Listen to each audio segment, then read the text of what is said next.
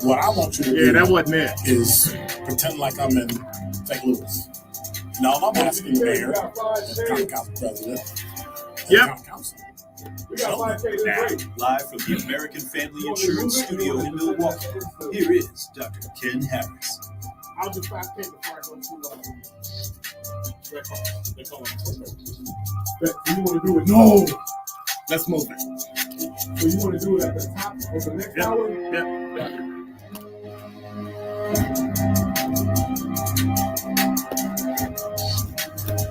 I got nothing on the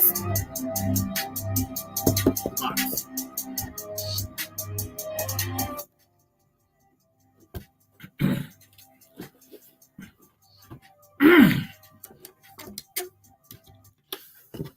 You're listening to Truth in the Afternoon. I'm your host, Dr. Ken Harris, 833-212-1017.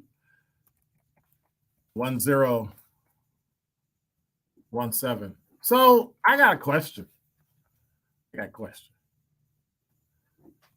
I'm trying to find the story about Shantia Lewis, and I can't find it. Like I'm trying, like as I'm live on LinkedIn, I'm typing in and I'm looking for it, but I don't see where she was charged. And I'm not seeing a story about it. Like, where is it? Everything that's coming back is saying she was charged, but nothing is coming back saying how much time she got. And then you go to WISN.com, like I always do, scrolling through. And Shantia Lewis, sentenced to 30 days in jail and 3 years probation, pled guilty to felony and lawful misconduct of public office last month, pled no contest to felony and lawful disbursement of campaign funds. With that plea, she forfeited her position in public office. So here's my question. You ready? 30 days and 3 years probation. Number one, why'd you give me 30 days in jail? All right, I'm going to just say it. That's enough time so that when I come back, all my utilities are turned off and I got 3 years of probation and I can't get a job because I'm a convicted felon. So what we like, really? It was like what, $20-something thousand?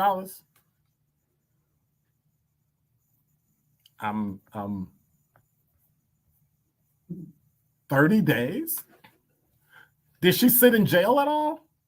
So she don't even get time served? She get 30 days.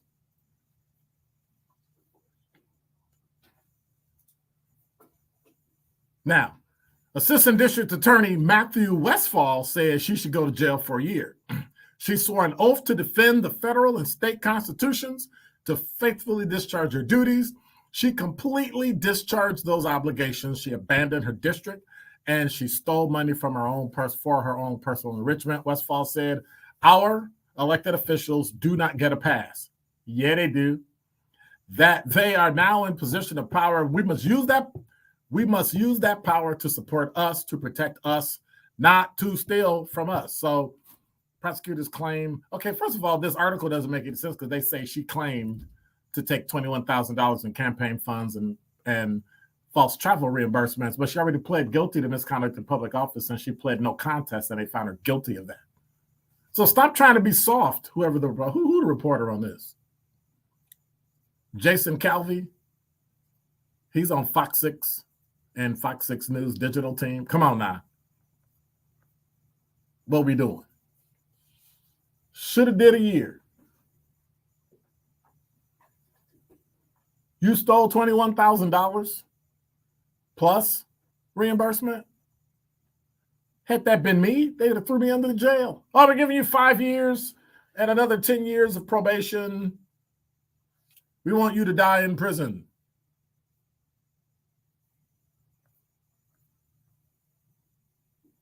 See, here's my question. They said she put $28,000 of her own money into the campaign account but failed to properly document it. How did you fail to properly document it when the bank should show that you put money in the bank? How can you not properly document something that's electronic? I'm just saying. That is why if you mess something up, if you always put it in and use a deposit slip with it or put the check in it, right? Never cash, check. Guess what? There's always an electronic trail. I can always go back and fix it by identifying what was salary, what was this, what was that, right? Come on now.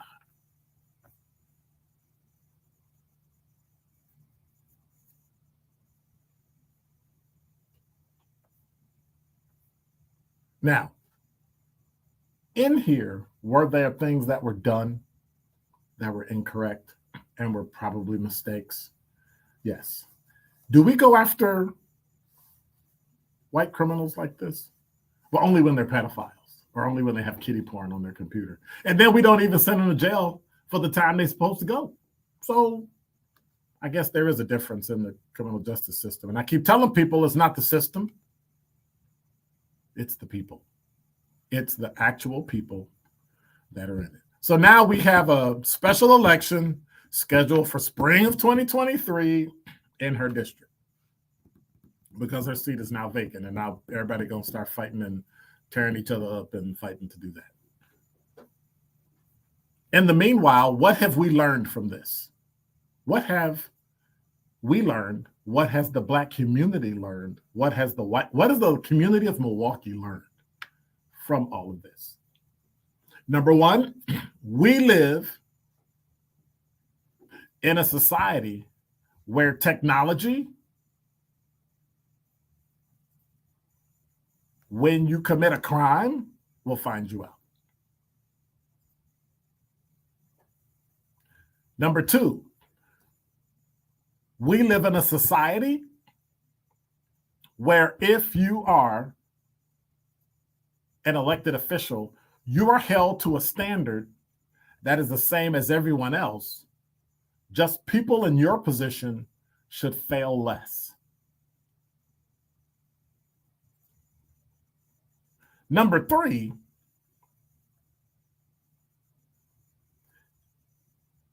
I have to ask a question for number three. Did you ever do anything for your district when you were there? Like ever?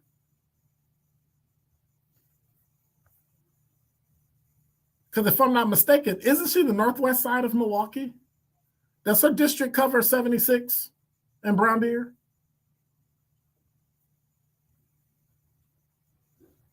You know, that place where they keep burning down the place because nobody's in it, that Northridge. But yeah, okay. All right. It's unfortunate because she makes, regardless of what anybody says, she makes Black people look bad. She makes Black people look like they can't do anything right. And all of those common council members that are Black, that get it right, that are white, Hispanic, Asian, male, female, no matter what you are, they get it right.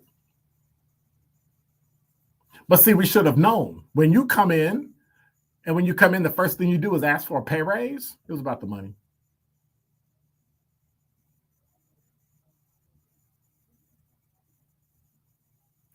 Which takes me to my number 4 and final point.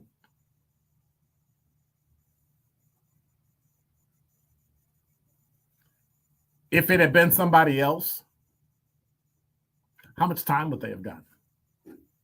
Time served. You know what they would have gotten. They would have gotten probation. They would have gotten time served.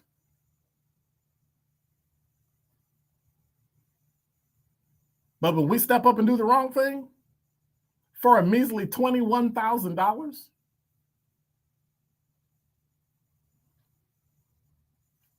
what does community get for it?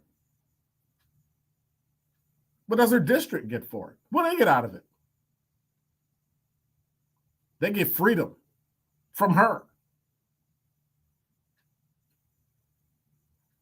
in as simple a payment that you can possibly get. It's easy. Her district will be happy, open, and free for 30 days. And that is Dr. Ken's Truth on the new 1017 The Truth.